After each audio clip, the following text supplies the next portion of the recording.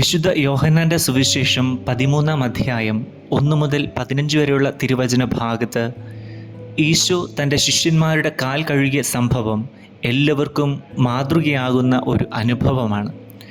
തൻ്റെ കർമ്മങ്ങളിലൂടെ ഈശോ സ്നേഹത്തിൻ്റെയും സേവനത്തിൻ്റെയും മഹിമയുള്ള മാതൃക നമുക്ക് മുൻപിൽ കാണിച്ചു തന്നു. ഈശോ തൻ്റെ ശിഷ്യന്മാരെ അതിയായ സ്നേഹത്തോടെയാണ് കരുതിയത്. ഈ സ്നേഹം ക്രിയാത്മകമായ രീതിയിൽ പ്രകടമാക്കിയത് അവരുടെ പാദങ്ങൾ കഴുകി.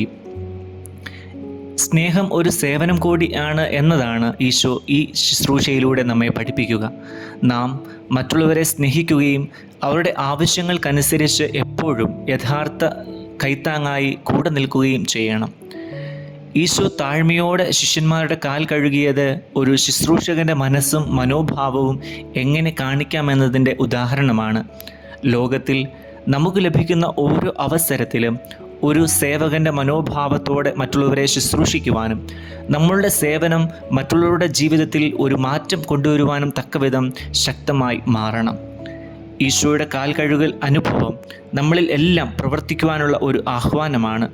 ഈശോയെ പോലെ നാം മറ്റുള്ളവർക്ക് സ്നേഹത്തിൻ്റെയും സേവനത്തിൻ്റെയും അടയാളമായി മാറണം. നമ്മുടെ ചുറ്റുപാടിൽ മറ്റുള്ളവർക്ക് മാതൃകയായിരിക്കുവാനും ഈശോയുടെ സ്നേഹവും സേവനവുമായിട്ടുള്ള ഈ മാതൃകയെ ലോകത്തിന് കാണിക്കുവാനുമുള്ള ആഹ്വാനം നമുക്ക് സ്വീകരിക്കാം. ആമേൻ.